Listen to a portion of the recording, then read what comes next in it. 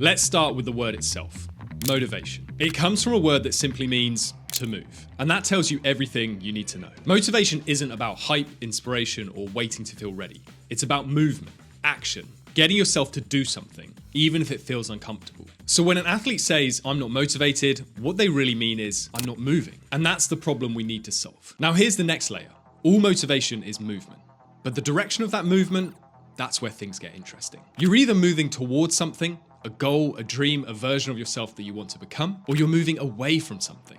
Failure, embarrassment, regret, or fear. These are called approach and avoidant motivators. And every athlete is driven by both, whether they realize it or not. At the core of it all, you're either chasing pleasure, like the thrill of winning, the pride of progress, or you're escaping pain, like the sting of falling short, or the fear of not making it. Understanding that gives you power, because once you know what's driving you, you can use it, instead of letting it control you. Now take it a step further. Whether you're moving towards something or away from something, your motivation can also be intrinsic or extrinsic. Intrinsic motivation comes from within, things like pride, growth, mastery, purpose. Extrinsic motivation comes from the outside, trophies, scholarships, approval, money. And here's the truth most people miss. These motivations often intertwine. And that's not a bad thing. Take the Olympic gold medal. On the surface, it's an extrinsic reward, a shiny object, recognition from the world. But for many athletes, chasing that medal is deeply intrinsic. It's all about fulfilling their potential, proving something to themselves, becoming who they know they can be. So don't fall into the trap of thinking that one type of motivation is better than the other. It's not either or, it's both. But the key is making sure your external goals connect to something internal. Yet even with strong motivators, motivation doesn't stay constant. It fluctuates with your environment, your energy, your results. And that's normal, it's not a flaw. But what is a flaw is expecting one goal to fuel you forever. Take the aspiring Olympian. They can't stay motivated for 4 years straight by thinking only about one race on one day in the distant future. That's a fast track to burnout or boredom. So how do they stay driven? They renew their motivation deliberately through flexible, time-bound goal setting. Each season, each quarter, even each month, they create fresh targets. Some are outcome-based goals, like hitting a personal best. Others are process-focused goals, like refining technical skills or improving recovery routines. Why does this work?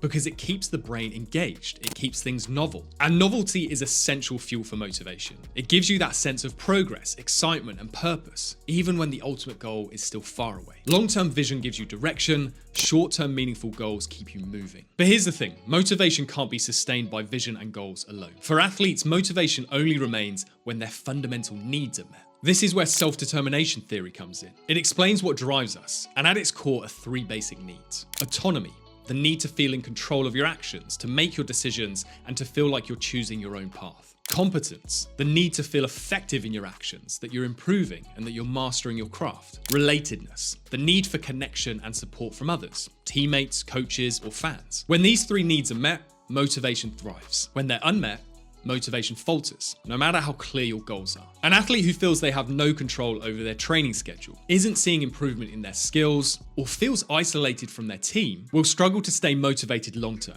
even with the best vision and goals. But when these needs are fulfilled, motivation isn't just a wave, it becomes a consistent flow. But let's face it, no matter how well you set your goals, how deeply you understand your motivators, and how well you fulfill your needs, there will be times when motivation just vanishes. And that's okay. In fact, no elite athlete has ever been constantly motivated throughout their entire career. The best in the world, they've had days, weeks, or even months where motivation has completely disappeared. But here's the thing, when motivation dips, discipline takes over.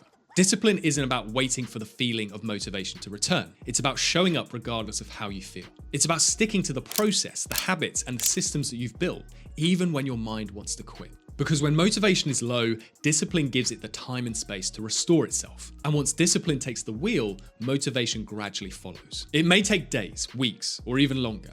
But with discipline as your foundation, you'll be ready when motivation comes back around. So to recap, motivation is about movement. You can be motivated by moving towards something or away from something. Motivation can be both intrinsic and extrinsic. Motivation is sustained through having both short-term goals and a long-term vision. But for motivation to last, your basic needs must be met. And when motivation fades, rely on discipline.